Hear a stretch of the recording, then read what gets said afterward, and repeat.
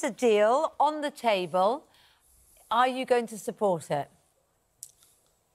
It's not a deal. No, that's wrong. It's a treaty. It's a new EU treaty that is 95% the same as Mrs May's one that was rejected 3 times by Parliament, which Boris Johnson himself would lead to us becoming a vassal state. OK, the backstop's gone. You haven't seen a deal yet that you support. That means, though, doesn't it, that we now have to ask for an extension under the Benn Act. And you asking for an extension to stay in longer negotiating feels wrong. Well, if the choice is between signing up to a new EU treaty that will cost us a vast sum of money, that gives us no guarantee of any sensible trade deal in the future, will keep us tied to EU laws and EU judgments, if the choice is between that and extending for a short period of time and having a general election in which we can perhaps sort the matter out, then I would choose the general election over this treaty every single time. Of course you would, because that gives you a chance to fight an election. You know, there are people that are saying that, of course, if this deal is signed and it's done, it puts the Brexit Party and you out of business.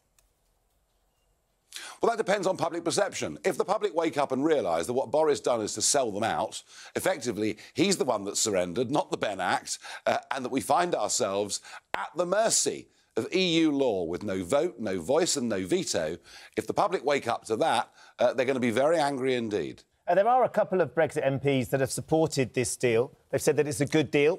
They feel like Boris Johnson's done a good job in getting the EU to open the book again, to get rid of the backstop.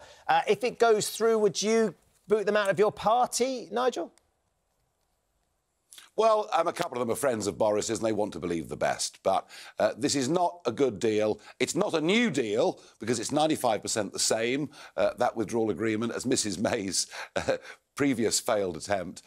And it means we won't be able to sign trade deals for years. And it means, and Monsieur Barnier was explicit about this, any prospect of a future deal in the years to come means us being tied to EU laws and rules on everything from the environment even through to taxation. And that means we will not be taking back control of our laws, money and borders. The reality is, though, of course, that this has gone on for over 3 years now. The front of a very sort of Brexit-supporting newspaper has pointed out to me, the Daily Express, saying they've done a poll, a Comres poll, 65% of people, regardless of whether they voted Remain or Leave, just want the deal done.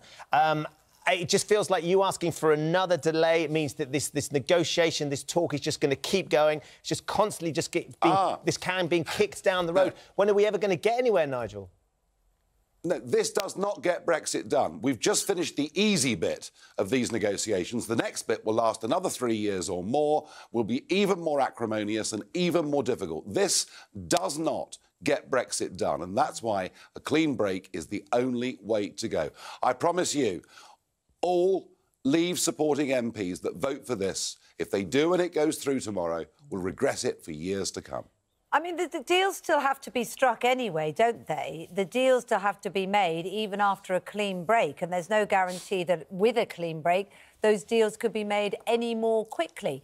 A deal has to be a compromise. Is there any that you would accept?